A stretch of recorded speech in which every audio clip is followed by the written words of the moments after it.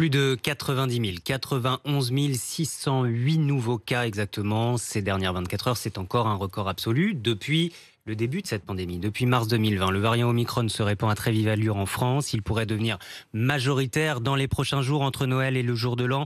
C'est ce que dit le gouvernement. Et nombreux, évidemment, sont les malheureux. Testés positifs juste avant Noël, contraints à l'isolement, les cas contacts aussi.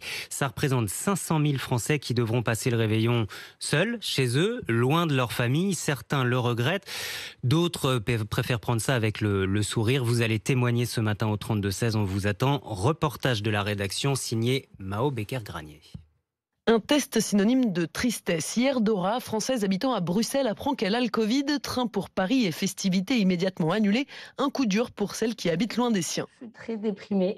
J'ai direct appelé mon père, ma soeur pour leur dire Noël, ce sera sans moi. Quand il manque un membre de la famille, c'est quand même, on sent tout de suite un gros vide. Au-delà de Noël, c'est nos retrouvailles. On essaie quand même de se voir assez régulièrement. On est tous au bout du rouleau et je m'imagine déjà toute seule devant ma télé. Pour elle, Noël, c'est plusieurs semaines de préparatifs. J'avais la tenue de Noël, j'avais le rendez-vous chez le coiffeur avec ma sœur, qui est notre rituel. Donc là, elle va y aller sans moi.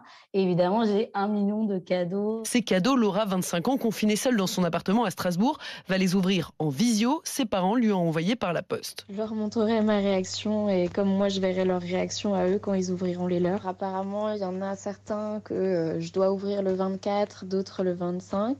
Mais bon, je ne sais pas si ça va arriver vraiment à temps. Magali et Emmanuel sont plus chanceux, positifs au Covid, mais en amoureux pour le réveillon. On a commandé hier un petit traiteur qui fait des plats de Noël en livraison. Donc en entrée du foie gras, quelque chose à la langoustine et puis un repas de fête, quoi. Voilà. En espérant que j'ai récupéré un peu le goût. Et les bulles sont déjà au frigo. On avait déjà commencé les cadeaux, donc on va les consommer nous-mêmes, même si c'était pas pour nous.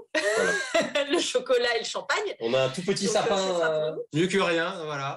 Un sapin de Noël. Donc on fera autour de ce sapin. C'est pas très gai, mais voilà. Peut-être qu'on pourra faire carrément Noël en pilou. Noël en pyjama, comme ça fera une contre-programmation, pourquoi pas, tant qu'à faire. Tous sont déjà prévus, une nouvelle date en janvier pour fêter vraiment Noël avec leurs proches.